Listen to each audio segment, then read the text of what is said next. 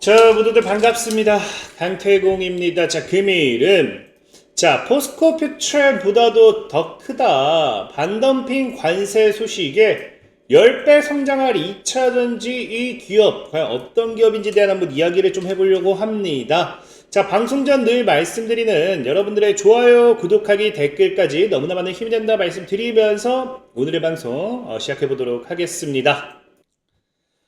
자, 일단은 오늘 또 최근에 오랜만에 또 기분 좋은 소식인 것 같습니다. 오랜만에 이제 뭐 상한가 정도 보면 알겠지만 이미 거의 다 2차 전지 관련되어 있는 종목들이 거의 상한가 같고 급등한 종목들도 거의 다 2차 전지 섹터 위주였다라고 좀 보시면 좋겠죠.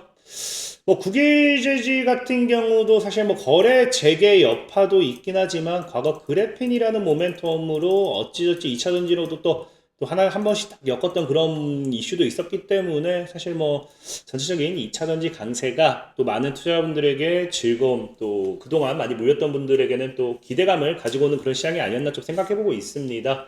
자, 일단 뭐 여러분들도 알다시피 이런 2차 전지 관련된 섹터들이 좀 긍정적인 호재 뉴스가 나와줬죠. 이게 사실 뭐 호재라고 하면은 호재인데, 자, 중국의 이제 흑연, 이제 트럼프 대통령이 최근에 뭐 관세 전쟁 관련된 이런 이슈를 하면서 과거부터, 사실 최근뿐만 아니라 과거부터 이런 이 중국을 뭐 하겠다, 중국산 뭐 원자재나 뭐 이런 걸 사용하게 된다라고 하면은 거기에 대한 보조금 지원을 많이 못 받는 등등 중국을 지금 이제 계속해서 고립을 시키기 위한 정책을 진행하고 있죠.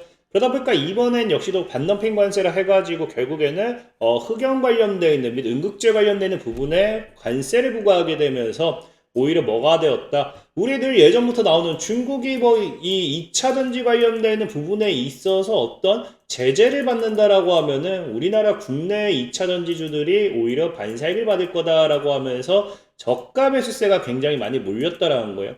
특히나 이런 관세라는 부분도 이게 뭐 기존에 뭐 알다시피 뭐 10%, 20%면 어느 정도 뭐 해볼 만하다 생각을 해요. 근데 중요한 게 이 관세 부분이 10%, 20%에서 끝나는 게 아니죠. 얼마나 간다? 자, 보면 알겠지만 93.5%입니다. 사실 말이 안 되는 관세지 않나 좀 생각해보고 있고, 그러다 보니까 이게 어쨌든 결론은 12월 달에 나죠.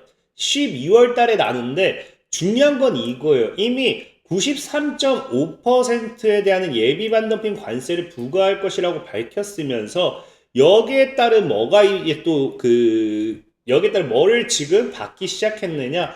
여기 보조금이라고 하죠. 그러니까 지금 이미 시장에서는 93.5%가 사실 안 될 수도 있어요. 근데 세관 이 예치금, 이미 제가 여기 빼먹었는데 예치금을 이미 뭐 하기 시작했다. 세관에 먼저 받기 시작했다라는 거예요. 이건 무슨 말이냐고 하면은 나중에 기존에 이게 통과되기 전에 이렇게 물건이 들어올 수 있잖아요.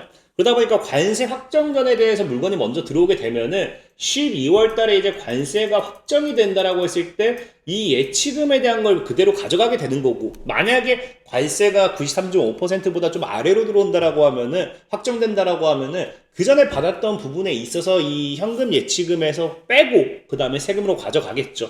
그러니까 사실 현금 예치금을 93.5%를 받는다라는 거는 사실상 12월 달이 되면은 93.5% 관세를 100% 뭐 하겠다. 이 100% 93.5% 부과될 확률이 굉장히 높다라는 거예요.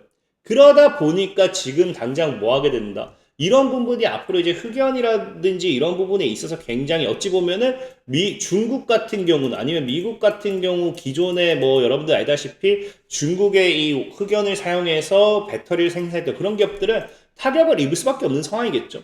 실질적으로 보면 알겠지만 기존에 이제 흑연 관련되어 있는 이런 이 중국의 상위 업체를 우리가 조사해 본다라고 하면은 상위 10곳이, 그러니까 사실상 거의 90% 넘어가는 기업이 뭐 한다? 중국 업체가 지금 이거를 가져가고 있다는 거예요. 배터리 응급제 관련해서 흑연을 사용 응급제 관련되는 부분에 있어서 싹쓸이를 하고 있는 상황이고, 그럼 사실 이 10곳이 다 뭐가 되겠습니까? 타격을 입을 수밖에 없겠죠. 그러니까 지금 뭐 하게 돼요? 포스코 퓨처엠이라는 기업이 11위에 있었고 기존의 10위까지의 기업들이 다 타격을 받으니까 이 포스코 퓨처엠이 지금 시장에서는 뭐로 이제 떠오른다? 이 수혜로 떠오른다는 거예요. 그래서 아마 많은 분들이 이번 지금 이 반덤핑 관세 관련되어 있는 반사익 수혜주로서 포스코 퓨처엠을 매수하시는 분들도 있을 거고 모아가는 분들도 있을 거라고 생각을 해요.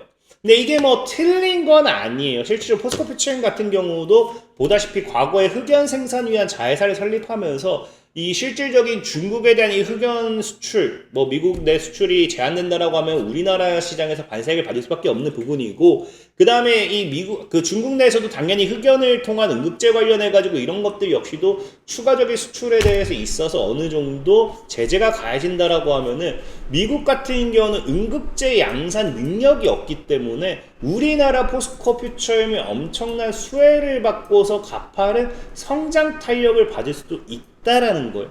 근데 문제는 뭐냐고 하면요. 지금 이제 여러분들이 과거에 이제 계속해서 까먹고 있는 게 뭐냐고 하면은 전기차 관련되는 섹터들이 이렇게 하방 압력 키웠던 게 뭡니까? 우리가 전기차 캐즘이라고 하죠.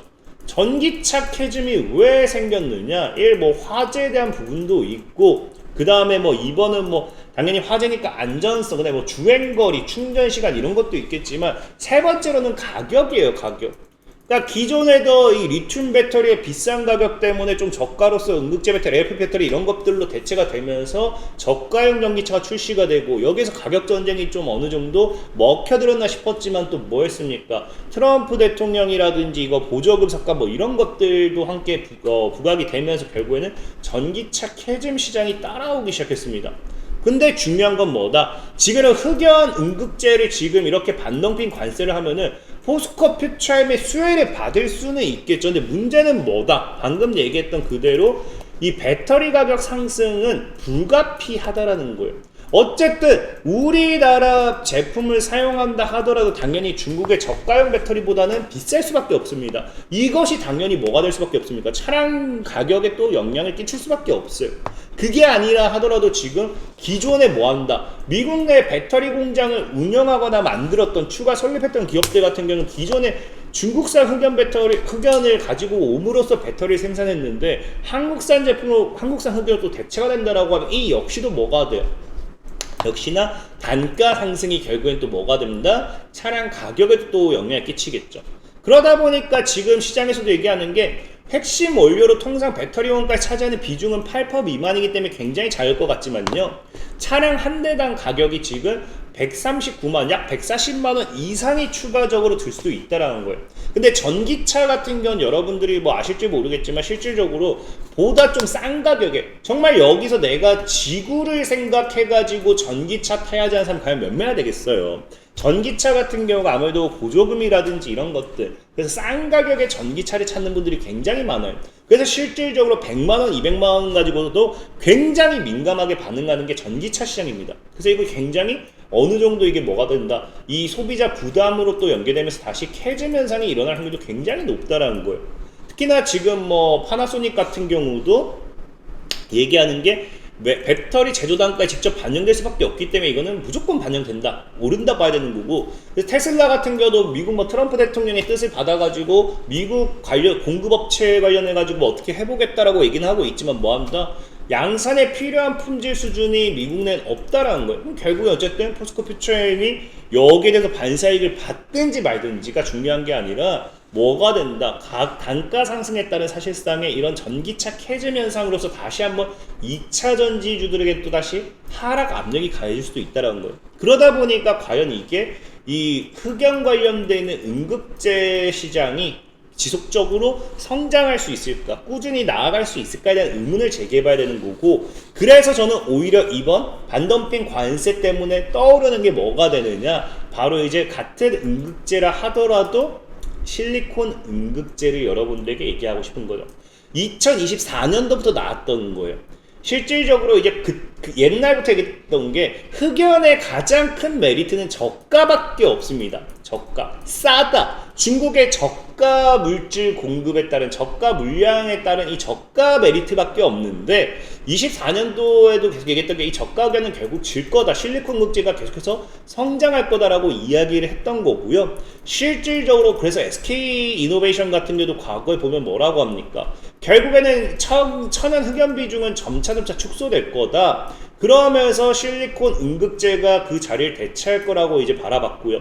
이게 언제쯤이면 27년쯤이면은 아마 점차 확대될 거다라고 이야기를 하면서 당시에도 얘기했던 게 뭐다? 인조흑연, 천연흑연의 비중보다도 실리콘 기반 응급제 성장률이 27년까지 더 가파르게 성장할 거다 라는 이야기를 했죠.